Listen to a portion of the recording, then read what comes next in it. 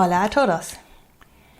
Today I want to talk about a topic that I'm noticing all the time around me, and that is how wishful thinking can cause more harm than malice.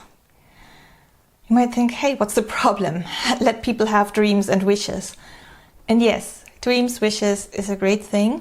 Problem is just that often a wish is confused with a goal, and that leads to a lot of harm, sometimes for ourselves, but even more often in teams, like for other people.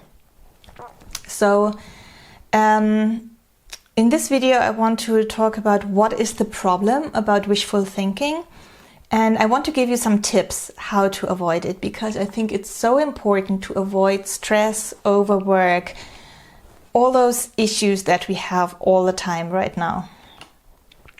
So what often happens, and I see that in many companies, actually in most to be honest, that somebody has an idea, kind of a very fluffy, undefined idea of, wouldn't it be great if we had this feature, if we had this product, if we were promoting our services this or that way, couldn't AI solve all our problems? These kind of ideas.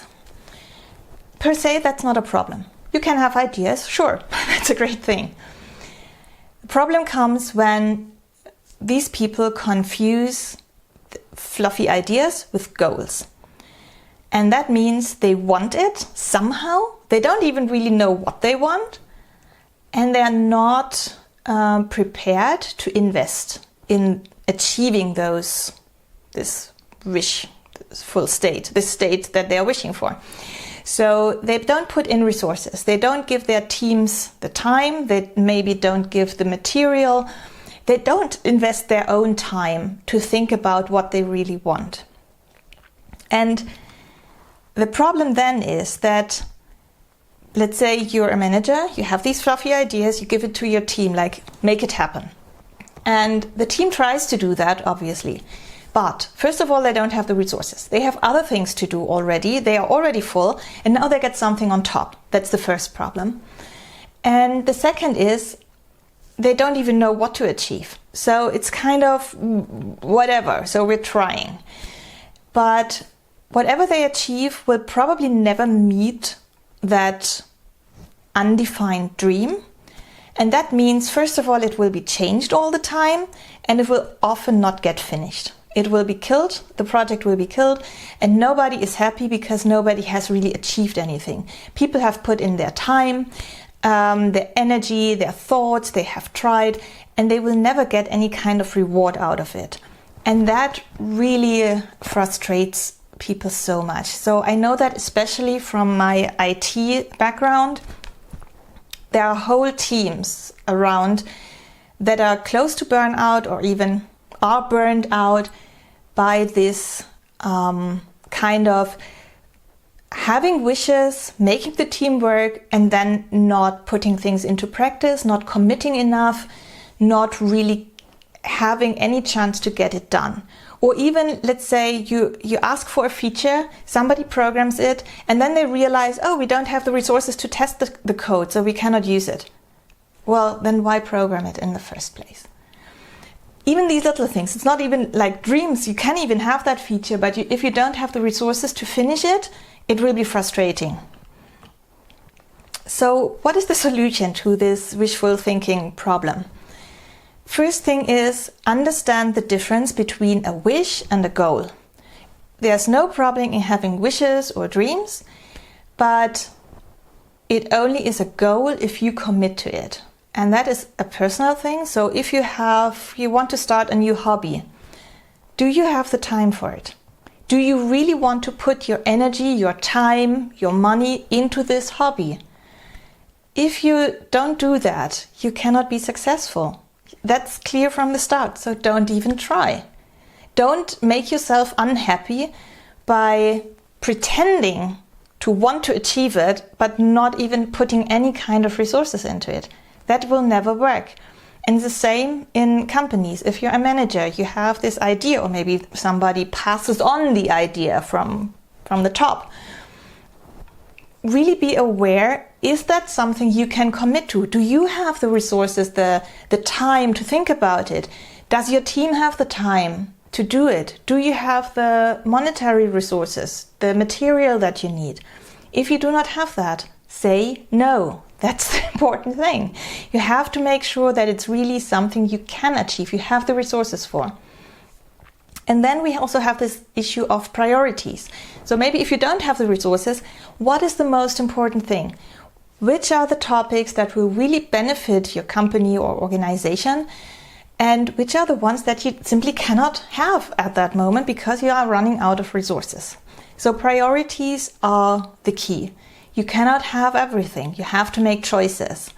And that is often overlooked. It's so easy to have ideas and to wish for things, but to make those choices, what you really want and what you want to commit to, that is hard, but that is necessary. And making these choices also means that you need to have an overview. You must know what is going on. If you don't even know that your team is already working on 5 topics and you're bringing the 6th to the table, well, then you cannot prioritize because you don't even realize what you're doing to your team.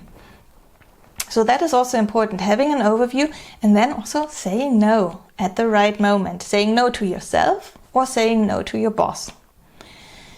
So especially if you are a manager somewhere in a leading position, you make decisions basically for others. You have to be aware of your responsibility. And honestly, it's your job to say no and to make priorities. And that is actually your only job. I don't care if a manager is a nice person in a way.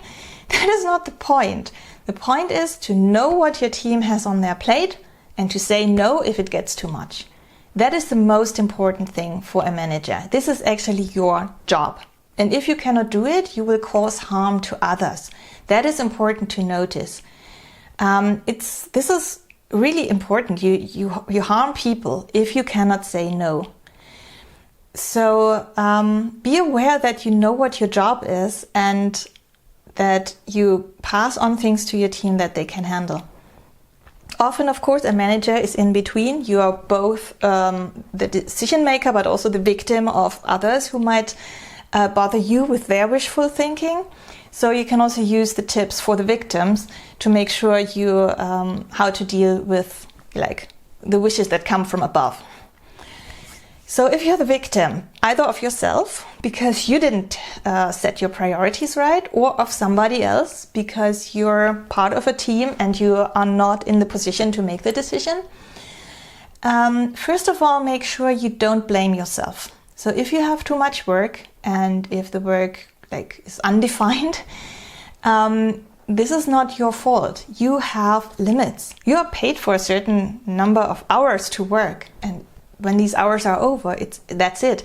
And we often have this tendency to blame us like, why did I take so long to do this? Oh, I made a mistake and I had to correct it. That took so much time. That was my fault. Yes, maybe, but this is normal. This is just what life is. We all make mistakes. We all have to correct them. We all have tasks that just take longer than we wish for or have expected them, but that's often also a wish, to be honest. No, things just take their time. And you are doing the best you can, and that is all you can do.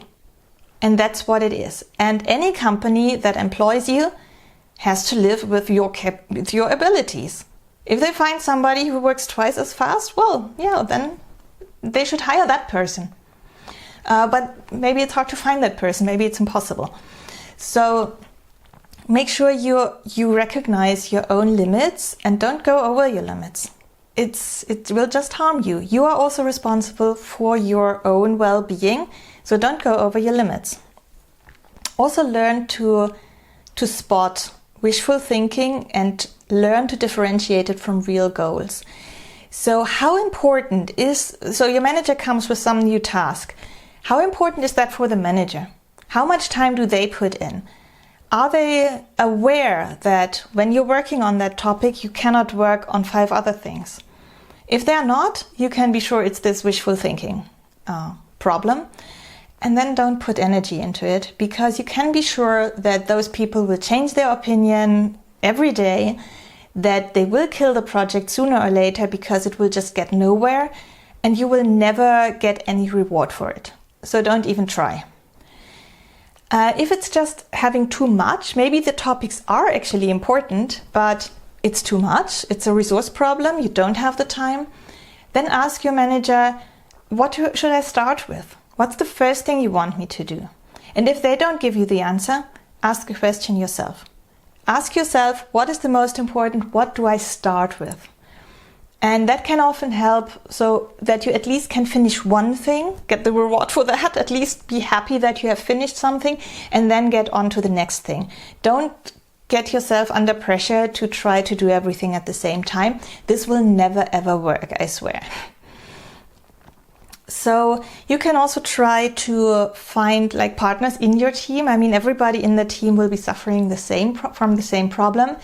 So maybe inside the team, if your manager doesn't make the decision, you make it inside the team. That's just the solution that you have to take. It's not great, but it's, the emergency solution if your manager is just not doing his or her job.